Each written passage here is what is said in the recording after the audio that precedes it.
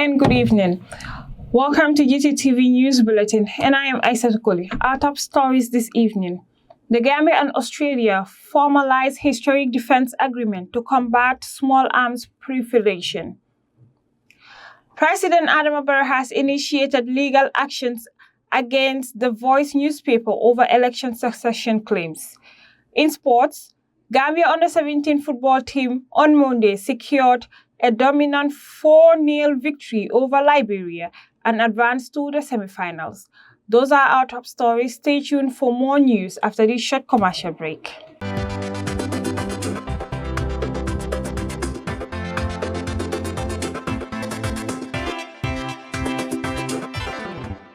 Welcome back. In case you're just tuning in, this is Gttv News Bulletin, and I am Aisha Tukuli. We begin in the defense sector. In a landmark initiative to enhance security and defense collaboration, the Gambia Ministry of Defense has formalized a bilateral agreement with Australia. This agreement, focusing on management of small arms and light weapons, was signed on Tuesday and marks a pivotal advancement in fostering mutual trust between the two nations.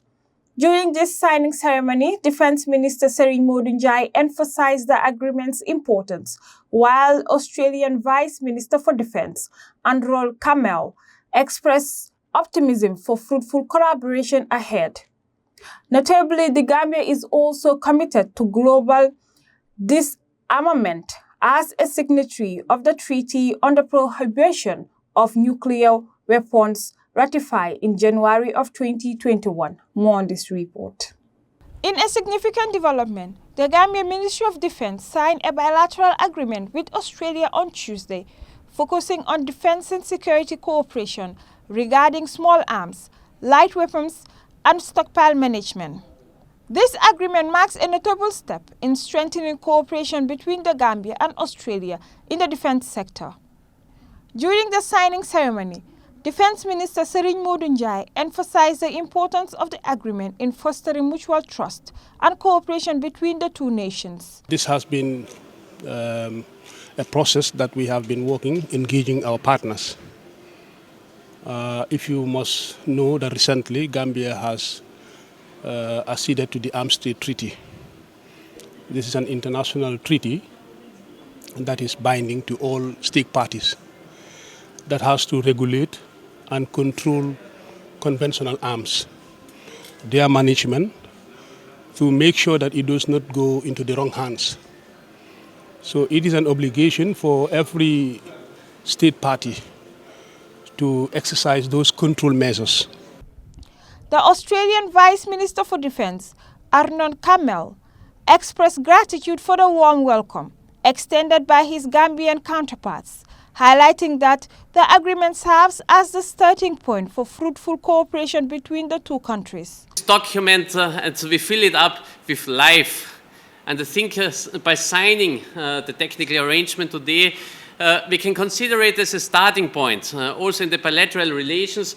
And we already had very excellent talks this morning in order to identify areas of cooperation that fit both the Republic of the Gambia and also the Republic of Austria. I believe that stockpiling ammunition is an easy task. You build somewhere a building, you put the ammunition there, and all is set.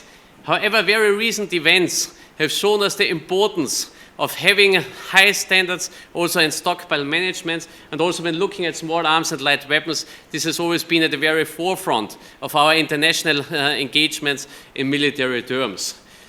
The Gambia is also a signatory to the Treaty on the Prohibition of Nuclear Weapons, having ratified it as one of the original 50 states parties when it came into force on 22nd January 2021. Reporting for Gttv News, Aisha Tukuli. In health news, Minister of Health, Dr. Ahmadu Lamin Samate, recently engaged with citizens during a monthly intergovernmental town hall meeting to address pressing health concerns, responding to a U.S. travel advisory regarding the country's health standards. Dr. Samate outlined both challenges and progress in the health sector. Dr. Samate discussed various initiatives aimed at improving health service and ensuring the safety of citizens. He encouraged ongoing dialogue between the government and the community to tackle these critical issues. Modula Minjo picks up the rest of that story. During the monthly intergovernmental town hall meeting with citizens, Minister of Health Dr. Ahmad Lamin Samate addressed the recent U.S. travel advisory concerning the country's health standards. He acknowledged the significant disparities between the Gambian health standards and those in the United States, particularly emphasizing the crucial differences in financial resources and healthcare infrastructure. The other one was with the advisory from the American government. I believe they provide regular advisory on various countries. So this is not unique to Gambia, I must first of all say. I think it's important to look at the context of it. So it is important as people look at this, we also look at what they say about other countries. Because the way people are presenting it is like Gambia was singled out and say our health sector is this, our security is this. No, it's not the case. There are regular advisories, look at country by country, and the CDC, which gives the health advisory comments on particular countries when it comes to health advisory.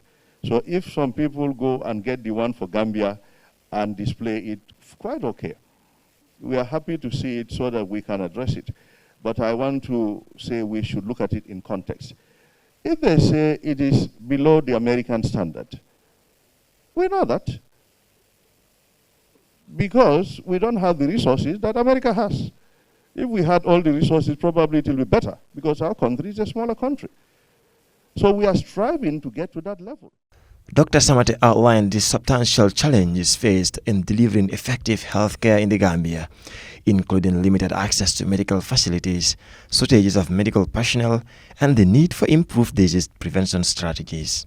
While he noted that progress is being made, such as recent initiatives to expand vaccination programs and enhance maternal health services, he stressed that there is still a long journey ahead to achieve the desired health outcomes for all Gambians.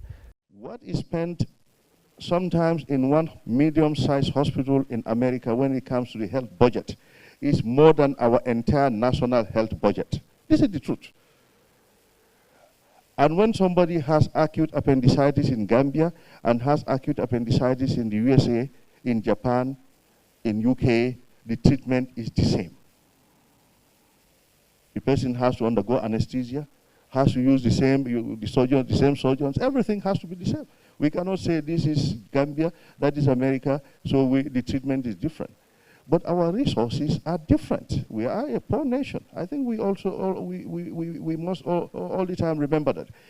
Of course, we should maximize the resources we have to ensure that service provision is optimal. But I think, to be honest, we have a long way before we reach the American level because it's a resource issue. Number two, the second one is the other part of the hygiene and so on. Well, there's room for improvement. I just commented on what I found in one health facility. It shouldn't be there. It's a human factor. So our team members need to buckle up to ensure there's hygiene. But it's not only the health sector. You have seen the markets also, the streets in Brikama, in Kanifing, in Serekunda. If they see those market areas where the food is being sold, probably they will also say food should not be eaten by Americans who come here because of where it is sold. We've seen the area. So it's a process, and we all need to buckle up. Yes, there are certain things where there are no excuses, because there's no excuse that people are there to clean. People are there, they have materials, and they do not clean. He called for patience and support from both local and international communities, emphasizing that improving healthcare infrastructure is a shared responsibility. As the Gambia strives to enhance its health standards, this call for collaboration underscores the importance of global partnerships in health development. The minister highlighted ongoing discussions with international organizations and non-profits to secure funding and technical assistance for vital health projects. Reporting for Gttv News, I am Modlamin Job. Now in legal news, the Kanifing High Court heard a significant lawsuit on Friday filed by President Adama Barrow against The Voice newspaper and its editor-in-chief, Musa Sirif. The case stemmed from an October article alleging that the president has already chosen a successor ahead of the upcoming presidential elections. In a show of solidarity, dozens of journalists and rights activists gathered outside the court to support freedom of the press. For more details, we now looked at the news in details by our Lamin MCC. On Thursday, 25th October 2024, journalists Musa Sirif and Mamadou Justice Dabo of The Voice newspaper appeared before the Kanifing Magistrates Court on a single count of false publication and broadcasting, contrary to Section 181A of the Criminal Code. The two were arraigned before the Kanifing Magistrates Court on October 8, 2024, during which they both denied any wrongdoing. The defense counsel, lawyer Lamin J. Dabo, applied for them to be granted bail under Section 99 of the Criminal Procedure Code since the prosecution does not object to it. He assured the court that the accused would not interfere with the prosecution witnesses and that there would be no flight risk. The accused were subsequently granted bail in the sum of $100,000 with a Gambian surety each, who will deposit their identity cards to the registrar of the court. The Gambian media has been faced with numerous threats and lawsuits from individuals and, most recently, the President of the Republic of the Gambia, who felt offended by the newspaper publication of The Voice newspaper. As a result of these threats, media professionals came out to show solidarity to their colleagues. Speaking to journalists shortly after the proceedings, the President of the Gambia Press Union, Mohamed Esba, described it as an attack on press freedom and freedom of expression and called on the President to drop the charge against the two journalists. Yes, it's definitely an attack on press freedom and freedom of expression. It's also showing the intolerant nature of the democracy or democratic values that the Gambian leader is championing. And it is also creating a serious backsliding effect on our democratic gains. We've gained a lot in terms of press freedom looking backwards before 2016 and 2017, 2018 towards 2019 up to 2023. But now we are seeing those gains being taken to the drains rather. So what I will say is our position is for the president, in the interest of democracy, good governance, rule of law, to just drop these charges. And it is unfortunate that the police is also pursuing this case, bringing criminal charges against our comrades. This is not a criminal issue. The police have no business in this case. Prosecutors allege that the accused persons on or about the 23rd September 2024 at Kanifing and diverse places of the Republic of the Gambia, they, without any lawful excuse or authority, willfully published a news article. President Barrow chooses Mohamed Jah as successor as presidential candidate for the 2026 election, with The Voice newspaper, knowingly or have no reason to believe that the said publication or news was true and they knew it to be false at the time.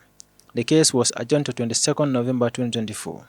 Reporting for Gttv News, I am Lamil MCC. In a vibrant display of solidarity, the Gambia Defense and Security, along with ECOMIC and various security services, launched this year's Pink October campaign.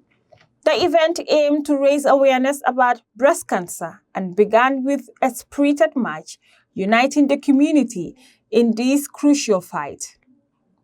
Breast cancer remains a pressing global health issue, with 2.3 million women diagnosed and 670,000 lives lost worldwide in 2022 alone.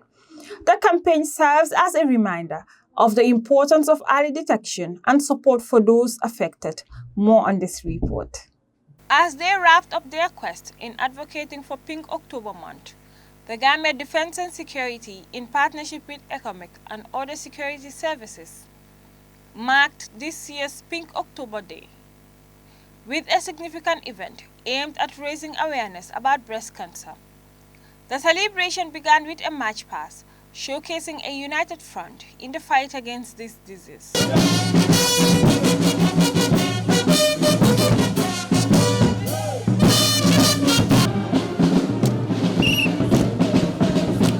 Breast cancer continues to pose a serious global health challenge. In 2022 alone, over 2.3 million women were diagnosed, and tragically, 670,000 lives were lost to the disease worldwide. While it can affect women of all ages, post-puberty, studies show that the incidence tends to rise significantly with age.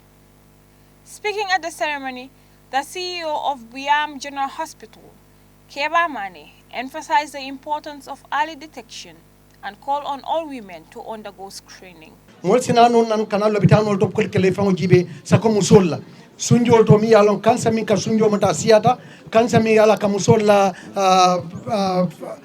musiya fanan ka mantora o fanan siata bara manda wol damal ban ka tandi alla ko loptano bi jan mi yalon sa intending momo yalon ko e kuja mi yalon ko ila musiya to mi yalon ima long isnano loptano to ndanga jibe e sunjo fanan jibe ajan ko abe nyamin non anin sa man kiliya yaji je dobi je ka fo bi bero ka loje wala yaje sunjo nyindon ani nyindon ma fatata ni warta nyinti wala nyin a wuleta nyindon koyta isinana loptano to fana ya jibe amda ko nyillunga abe wol ngake wala kamma pour kam wala kala mutando futandi bi kana fengo batu fo wato min na luntela ik wato am fente kenola kansa ka jara no la natarnum afinde ni alonga watola o kamala wala tan lafta pour mol senyin sudi watola.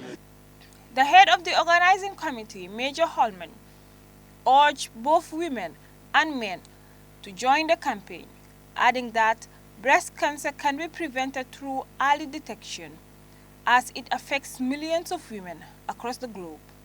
Let us know that breast cancer is a killer, but early detection can save our lives. So we call on everybody here to get screened this morning and know your status. We also call on our gentlemen that don't leave this as a woman's sickness, because men also get breast cancer. 0.5 to 1% of the male population are at risk of getting breast cancer. So the 100 men who are here, one is at risk, and no one knows who that one person is. It can't be you. So please get involved and support us, and let us campaign well. The Senegalese contingent commander, Colonel Djibril Tine, expressed gratitude to the community members and students for attending the event. He also emphasized the need for everyone to be screened. Recall my thanking to all of you, all that has come here to support this activity. It's not the activity of San, but it's the activity of everybody, because everybody is concerned with this breast cancer. I will have to thank the Alkali, the chief of Buyam, the director of the General Hospital of Buyam, and all the authorities. I don't mention your name, the GAF, the Gambian Armed Forces. Really, special thank to you. The event included an educational demonstration by Captain Dr. A.S. Souley and his team, illustrating how to perform self-examinations to monitor one's health status. Reporting for Gttv News, Aisa Tukuli.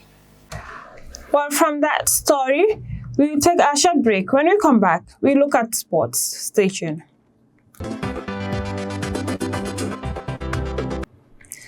Welcome back. We now look at sports, as the Gambia Under-17 football team has achieved a remarkable 4-0 victory over Liberia. This follows a challenging start to the tournament, and the Baby Scorpions showcased their skill and determination. With standout performance from players like Francis Gomez and Babukar Suso, Gambia has secured its place in the semi-finals, establishing themselves as serious contenders. Our Raymond Isaac Diouf reports. After a disappointing start against Senegal, where they lost 2-1, the Baby Scorpions bounced back emphatically. They quickly asserted their dominance in the match against Liberia. Francis Gomez emerged as the standout performer, scoring 2 crucial goals. His first came in the 15th minute, capitalizing on a defensive error to slot the ball past the Liberian goalkeeper. Just 17 minutes later, Gomez added a second with a powerful shot from outside the box, igniting celebrations among the Gambian supporters. Boubacar Suso also found the net in the 55th minute, tapping in after a well-executed move led by Bakary Jammeh. Jammeh's dazzling footwork created the opportunity, allowing Suso to score from close range. The rout was completed in the 75th minute with an own goal from the Liberian defense, highlighting their struggles against relentless Gambian pressure. Gambia's defense, led by Captain Abdoulaye Faye, held firm, with goalkeeper Aliou Fofana really tested throughout the match. This impressive victory not only secures Gambia's place in the semi-finals, but also positions them as serious contenders in the tournament. Reporting for Gambian Talents TV, I am Raymond Isaac Youth. Well, good luck to our baby Scorpions. From that story by Raymond Isaac Youth, we now look at international sports. Manchester City and Spain midfielder Rodrigue has been awarded the Man's Ballon d'Or for the first time.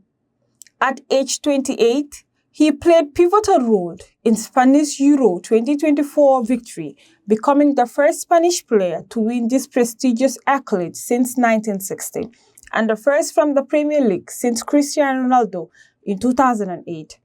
Despite battling injury, Rodrigue's incredible season, cribbed with trumpules in the Premier League, UEFA Super Cup, and Club World Cup, showcases his immense talent. Raymond Isaac Youth again. Manchester City and Spain midfielder Rodri has officially been crowned the men's Ballon d'Or winner for the first time in his career, solidifying his status as the best footballer of the year. At just 28 years old, Rodri had an incredible season, losing only one game across all competitions for both club and country. This win makes him the first Spanish player to take home the men's Ballon d'Or since 1960, and he is the first Premier League player to earn this honor after Cristiano Ronaldo in 2008. Rodri celebrated his victory in Paris after playing a pivotal role in Spain's Euro 2024 triumph in July. He also lifted the Premier League trophy, the UEFA Super Cup, and the Club World Cup with Manchester City, making his award even more remarkable. In a competitive field, Rodri edged out Real Madrid and Brazil's Vinicius Jr., who finished in second place, while Real Madrid's Jude Bellingham took home third, marking the highest position for an English player since Frank Lampard's runners-up finished in 2005. Rodri's victory makes him only the third player based in England to win the award, following the likes of George Best and Michael Owen. Meanwhile, Real Madrid was named Club of the Year, and Carlo Ancelotti received the Men's Coach of the Year honor. However, it's worth noting that Real Madrid boycotted the ceremony, citing concerns over Vinicius not winning the award. This achievement is a significant milestone for Spanish football, honoring the legacy of great players like Andres Iniesta, Xavi Hernandez, Iker Casillas, and Sergio Busquets, players who contributed immensely to the game but never won the prestigious award. Rodri's Ballon d'Or win is not just a personal triumph but a testament to the vital role midfielders play in the beautiful game. Congratulations to Rodri on this well-deserved recognition. Reporting for Gambian Talents TV, I am Raymond Isaac Youth. Well, congratulations to Man City's Rodrigue. From that story by Raymond Isaac Youth draws the curtains for this news bulletin. But before we take a leave of you, here are our top stories once again. The Gambia and Australia formalize historic defense agreement to combat small arms proliferation. President Adama Barrow has initiated legal actions against The Voice newspaper over election succession claims. In sports, Gambia under-17 football team on Monday secured a dominant 4-0 victory over Liberia and advanced to the semifinals. That's it from us in our studios. Do join us next time for another interesting stories and news bulletin. Until then, do have a wonderful evening. It's a bye from me and the entire production team. Bye-bye.